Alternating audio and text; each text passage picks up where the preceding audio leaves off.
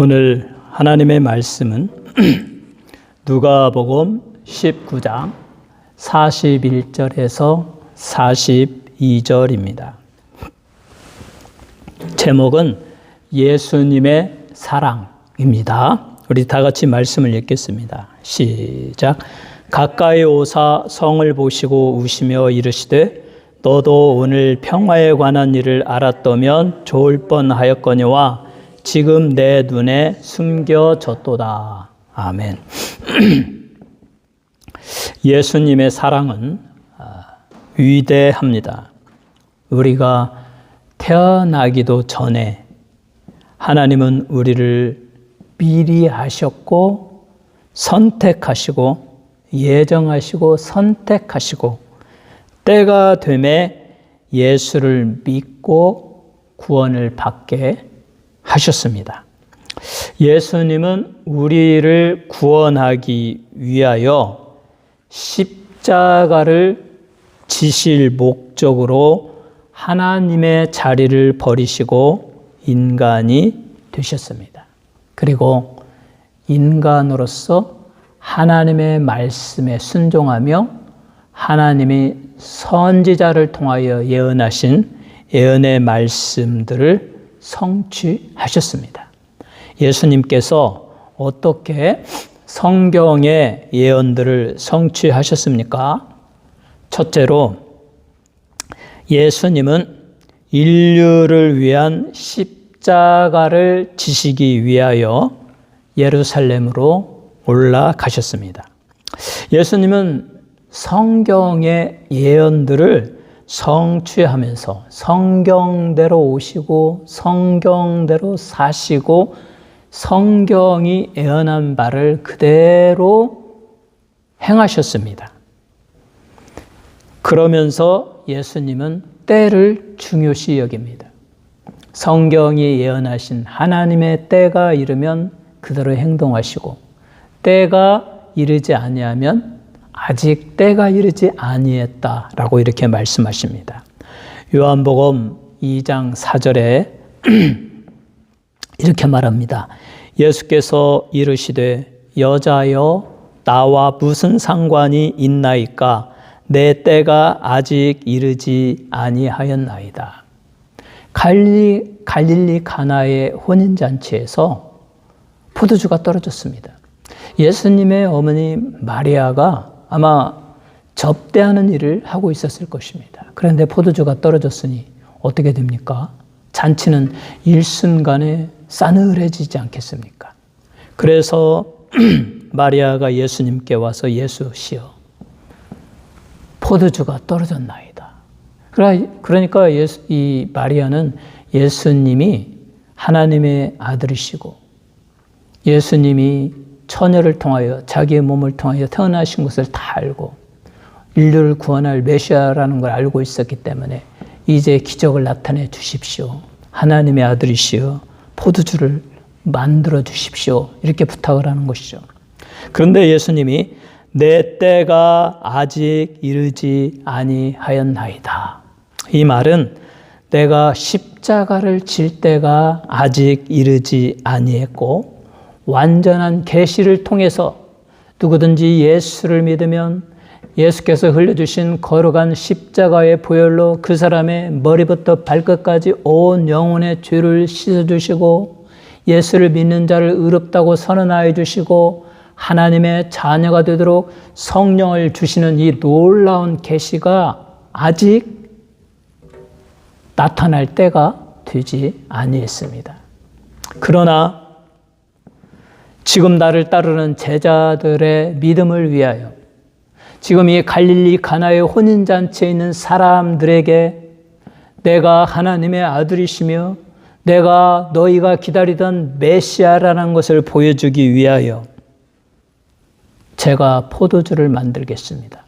그러면서 예수님은 그 하인들에게 명령합니다.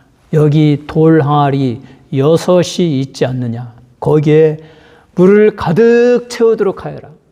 그래서 하인들이 물을 가득 채웠습니다. 그 다음에 예수님이 그들에게 명령합니다. 이제 그것을 떠다가 연회장에게 갖다 주어라. 연회장이 가지고 온 것을 보니까 이 물이 변하여 포도주가 되었습니다. 그 포도주 맛을 보니 극상품, 지금까지 마셔본 적이 없는 최고의 극상품 포도주가 되었습니다. 이렇게 예수님은 갈릴리 가나의 혼인잔치에서 처음으로 기적을 나타내시면서 제자들에게 믿음을 강화시켜 주셨고 자신이 메시아인 것을 나타내 주셨습니다. 이것은 우리에게 무엇을 말해 줍니까? 예수님은 물로 포도주를 만들므로 인하여 자신의 신성, 자기가 하나님이시고 메시아인 것을 증명하셨습니다. 또 예수님은 부족한 것을 풍성한 것으로 채워주시는 분, 예수님을 믿으면 부족한 것을 풍성히 채워주시는 복을 누린다는 것을 우리에게 말씀해 주고 있습니다. 예수님의 말씀에 순종할 때에 놀라운 기적이 일어난다는 것도 말씀해 주고 있습니다. 하나님은 가장 좋은 것을 가장 마지막에 주시는 분이다. 이 연유장이 말하기를 아니 왜 이렇게 좋은 것을 지금까지 다 놔두고 마지막에 가지고 왔느냐. 이게 정말 최고다. 이전에 먹어본 포도주보다 최고의 포도주다라고 칭찬하였듯이 하나님께서 하시는 일은 여러분의 마지막이 최고의 날이 되게 하여 주신다. 그러므로 우리는 예수를 믿고 예수의 말씀에 순종하는 삶을 살아야 될 것입니다. 이렇게 하나님의 때를 중시하는 이 예수에게 이제 인류를 구원하기 위한 가장 중요한 때, 하나님의 때가 되었습니다. 그것은 이제 제자들과 함께 예루살렘으로 올라가야 할 때가 되었습니다. 거기에 가면 잡히실 것이고 재판을 받을 것이고 그리고 십자가를 져야 하는 고난을 받게 될 것입니다. 예수님은 그 때를 아셨습니다. 내가 이 세상에 온 목적이 잃어버린 자를 찾아 구원하기 위함인데 잃어버린 자들의 영혼을 위하여 내가 저들의 죄를 짊어지고 십자가에서 전능하신 하나님께 속죄의 제사를 드리고 그들을 위하여 피를 흘려줌으로 말미암아 누구든지 예수를 믿는 자마다 그들의 영혼의 죄가 사함받고 그들의 심령에 하나님의 성령 임하에서 영혼이 거듭나고 하나님의 자녀가 되고 천국에 가게 되는 이 위대한 일을 해야 할 때가 드디어 왔다. 이제 예루살렘으로 올라가자라고 예수님은 제자들에게 말씀하고 있는 것입니다. 다니엘서 9장 25절에 이렇게 말합니다.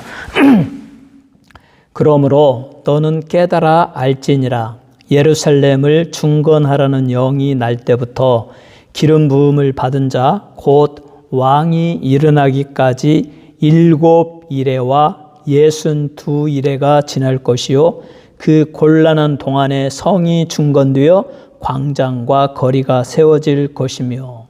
그래서 이게 도대체 7이레 62이레 이건 무엇을 말하는가? 그런데 연구를 해보니까 7은 7이고 62이레 가운데 예수는 62이레니까 62, 7 더하기 62는 69입니다.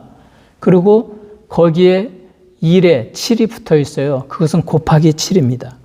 그러면은 69 곱하기 7은 483이 됩니다. 483년 후에 기름 부은 자 왕이 나타날 것이다. 예수 그리스도 메시아가 다니엘이 예언하던 그 시간으로부터 483년 후에 나타날 것이다. 그런데 정말로 예수님이 태어나신 때가 거의 비슷한 483년에서 500년 그 사이, 약 500년 후에 예수님이 처녀를 통하여 이 세상에 나타나셨습니다. 이처럼 성경은 예언하고 그 예언의 말씀이 이루어지는데 특별히 예수님에게는 항상 성경대로 예언된 대로 그것을 성취하며 행하시는 예수님이십니다. 다니엘의 예언대로 약 500년 후에 처녀의 몸을 통하여 예수님이 오셨습니다. 그리고 드디어 인류를 구원하기 위하여 십자가를 지시기 위해서 예루살렘으로 올라갈 때가 되시고, 자 예루살렘으로 올라가자. 그런데 그냥 올라가지 않습니다. 성경에서 말씀하신 말씀대로 올라갑니다. 어떻게 올라갑니까?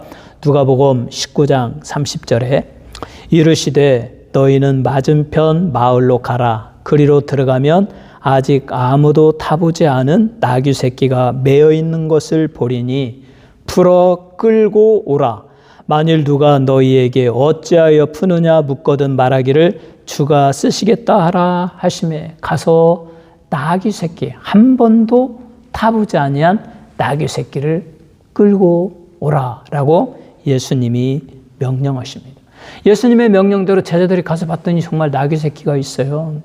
끌고 오는데 주인이 왜 끌고 가느냐라고 말하니까 예수님의 말씀처럼 우리 주님이 쓰시겠다. 그러니까 그럼 끌고 가라고. 그래서 나귀 새끼를 끌고 와가지고 그 나귀 새끼 위에 자신들의 겉옷을 벗어서 덮고 예수님을 태우고, 나귀 새끼 앞에 또 겉옷을 깔고 담추리를 들고 호산나 호산나를 하면서 기쁘게 외칩니다. 뭐라고 외칩니까? 누가복음 19장 38절에 이르되 찬송하리로다 주의 이름으로 오시는 왕이여 하늘에는 평화요 가장 높은 곳에는 영광이로다 하니. 이 다니엘은 이렇게 말했거든요. 기름 부음을 받은 자 곧 왕이 일어나기까지 기름 부음을 받은 왕이 오실 것이다 라고 했는데, 여기는 찬송하리로다 주의 이름으로 오시는 왕이여 하늘에는 평화요 가장 높은 곳에서는 영광이로다.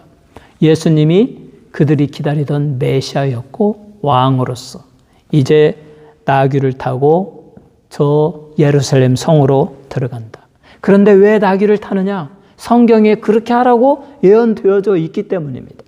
그래서 스가랴서 9장 9절에 보면 시온에 따라 크게 기뻐할지어다 예루살렘에 따라 즐거이 부를지어다 보라 내 왕이 내게 임하시나니 그는 공의로우시며 구원을 베푸시며 겸손하여 나귀를 타나니 나귀의 작은 것 곧 나귀 새끼니라.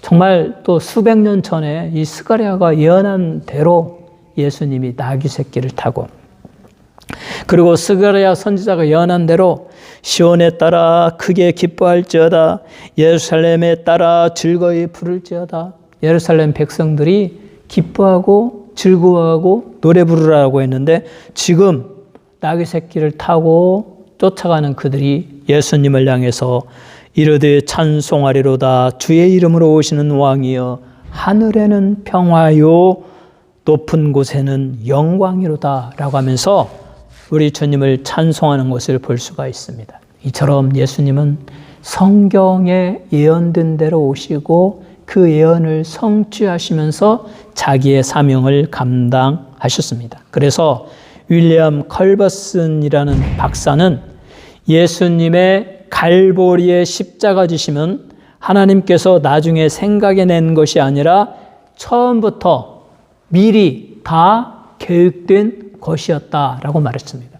하나님의 계획 가운데 미리 예언된 대로 예수님은 오셨고 인류를 구원하기 위한 십자가를 지셨다. 온전하신 하나님의 때가 이름에 예수님은 예루살렘으로 올라가셨고 거기서 십자가를 지셨다라는 것입니다. 여러분을 향한 하나님의 은혜, 예수 그리스도의 구원의 은혜도 온전한 때에 하나님의 때가 되면 이루어질 것입니다. 그러므로 낙심하지 말고 하나님의 뜻이 이루어지기를 구하며 간절히 기도해야 될 것입니다.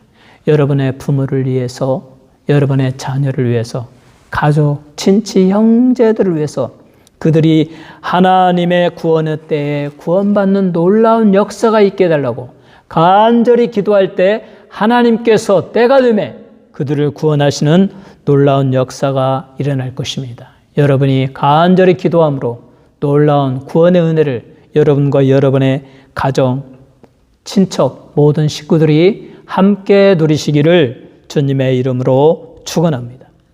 두 번째로 예수님은 성경 말씀을 이루시려고 예루살렘으로 올라가셨습니다. 스가랴 선지자의 예언처럼 나귀 새끼를 타고 예루살렘 성으로 들어가십니다. 백성들의 환호를 받습니다. 예수님의 뒤를 따르던 군중들이 큰 소리로 호산나 호산나, 그리고 하늘에는 평화요 지극히 높은 곳에는 영광이라고 외쳤습니다. 예수님은 성경의 예언을 이루시고 그것을 성취하시기 위하여 이 세상에 오셨습니다. 미가서 5장 2절을 읽습니다. 베들레헴 에브라다야, 너는 유다 족속 중에 작을지라도 이스라엘을 다스릴 자가 너에게서 내게로 나올 것이라. 그의 근본은 상고의 영원에 있느니라. 미가도 예수님이 태어나시기 전에, 수백 년 전에, 다니엘이 약 500년 전이니까, 그로부터 얼마 후니까 수백 년 전에, 태어나시기도 전에 이렇게 예언했습니다. 베들레헴 에브라다. 똑같은 말입니다. 베들레헴아, 너는 유다 족속 중에 지극히 작은 마을일지라도 너에게서 왕이 올 것이다. 그는 상고의 영원에 계시는 전능하신 하나님이시니라. 그러니까 베들레헴에서 메시아가 태어나시기로 이미 예언되어 있어요. 예수님은 이 말씀대로 베들레헴에서 태어나야 됩니다. 그런데 어떻게 그렇게 해서 베들레헴에서 태어나게 되었습니까? 마침 마리아가 성령으로 잉태하여 임신하게 되었고, 그리고 나서 약혼하여 있던 요셉을 데려다가 성령에 의해서 요셉에게 명령을 내렸죠. 네가 가디언으로서, 보호자로서 네 아내 마리아를 보호하라. 그는 성령으로 잉태되었느니라. 그래서 이 요셉의 남편처럼 보호자로서 마리아를 보호하고 있었는데, 마침 그때 로마의 황제 아우구스트가 천하의 명령을 내렸습니다. 자, 인구조사를 다 하겠다. 모든 인간은 자기가 태어난 고향에 가서 자기의 호적을 등록하도록 하여라. 그런데 이 요셉은 다윗의 아버지 이세의 그 자손으로 쭉 내려오는 베들레헴에서 베들레헴이 자기의 고향이었어요. 그래서 요셉은 어쩔 수 없이 만삭인 마리아를 이끌고 몇 날을 거쳐서 베들레헴에 도착했습니다. 그리고 그날 밤에 베들레헴 마곡간에서 마리아가 아기 예수를 낳았습니다. 그러므로 베들레헴에서 태어나야 하는 이 메시아가 이렇게 놀라운 하나님의 역사하심을 통해서 요셉이 그리로 가게 하셨고, 그리고 거기까지 마리아가 뱃속의 아이를 잘 참고 있다가 마침 거기에 도착해서 아기 예수를 낳게 하셨다. 그래서 베들레헴에서 예수님이 태어나게 되셨다. 성경 말씀이 이루어졌습니다. 또 이사야서 7장 14절에 그러므로 주께서 친히 징조를 너희에게 주실 것이라. 보라, 처녀가 잉태하여 아들을 낳을 것이요 그의 이름을 임마누엘이라 하리라. 처녀가 낳을 것이다 라고 했습니다. 많은 사람들이 비그리스도인들이 예수를 믿으려고 하다가 이 말씀에 부딪힙니다. 어떻게 처녀가 아기를 낳냐?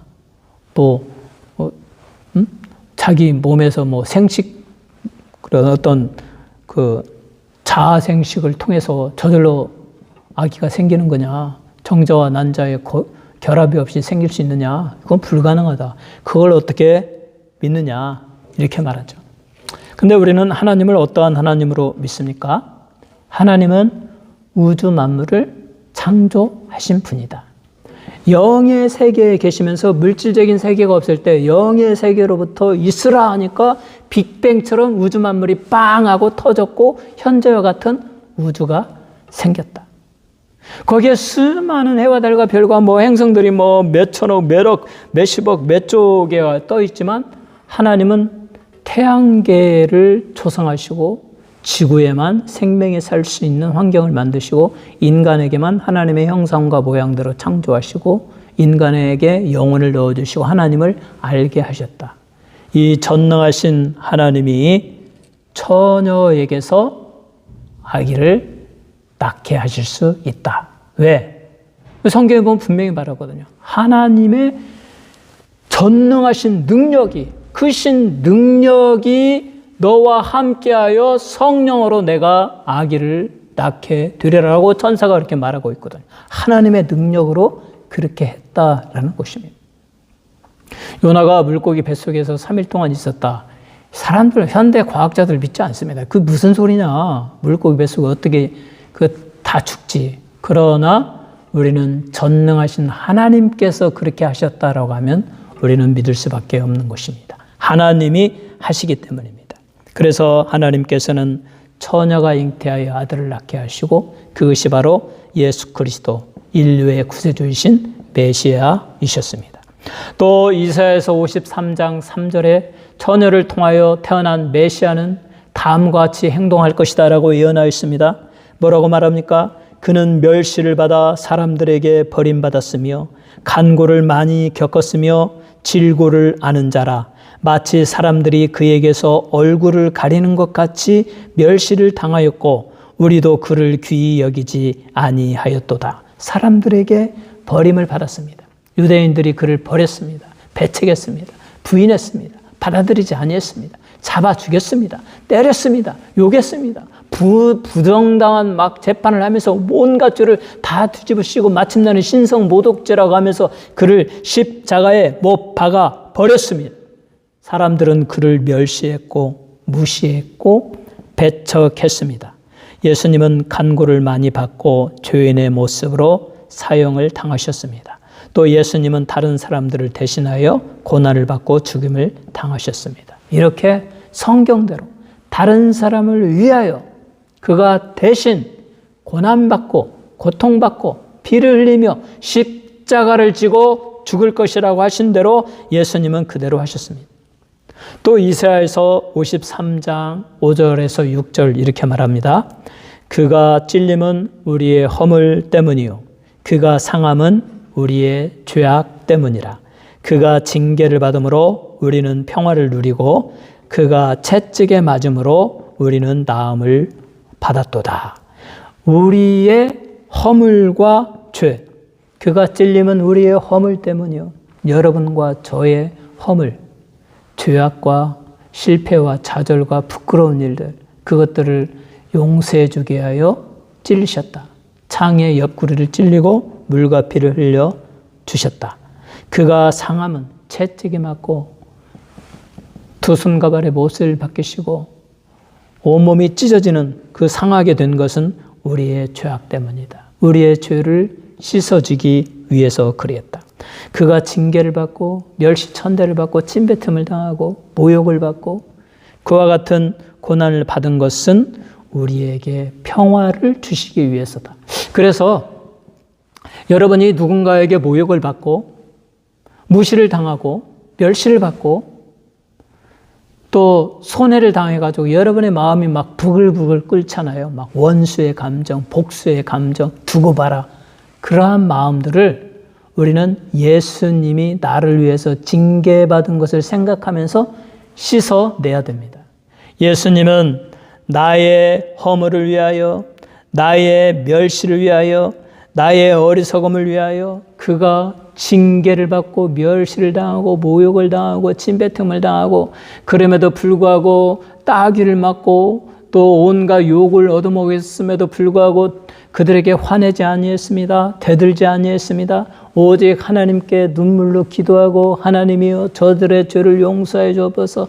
이것이 내가 저들에게 하나님의 평강을 주기 위함입니다. 하나님이여 저들의 죄를 용서해 주옵소서. 기도하면서 하나님의 뜻대로 순종했다. 그러므로 우리는 우리의 마음에 분노가 있고 억울함이 있을 때 예수님을 생각하면서 예수의 징계받음의 거룩한 보혈의 공로가 내 심령에 내 영혼에 충만히 임하게 하여 주셔서 예수님처럼 내 마음이 참아내게 하여 주옵소서. 오래 참게 하여 주옵소서.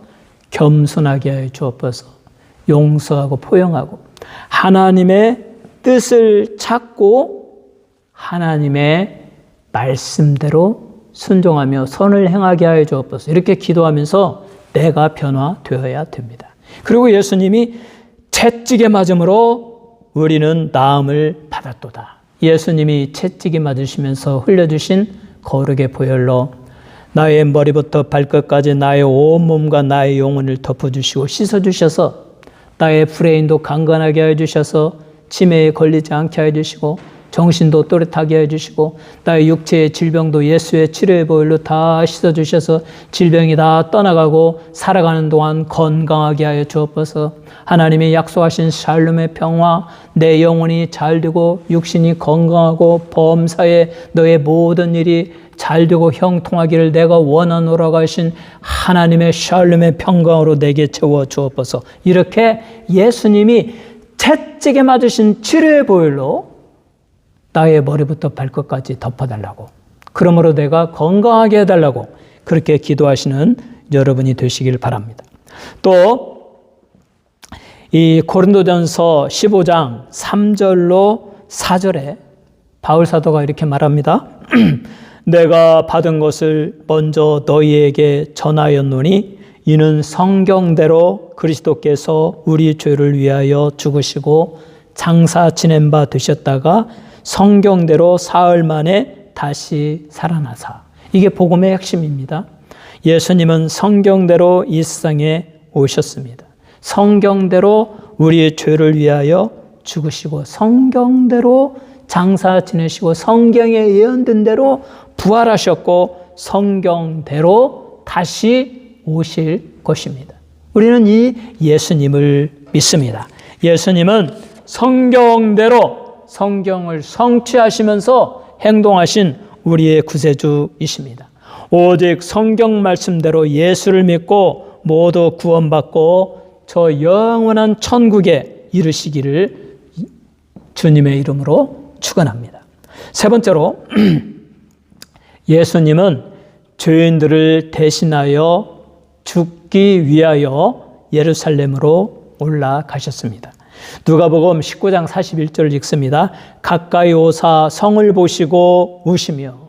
예수님이 예루살렘으로 올라가시면서 그 예루살렘 성을, 높은 산에서 예루살렘 성을 보면서 그 성을 보면서 눈물을 흘립니다. 저는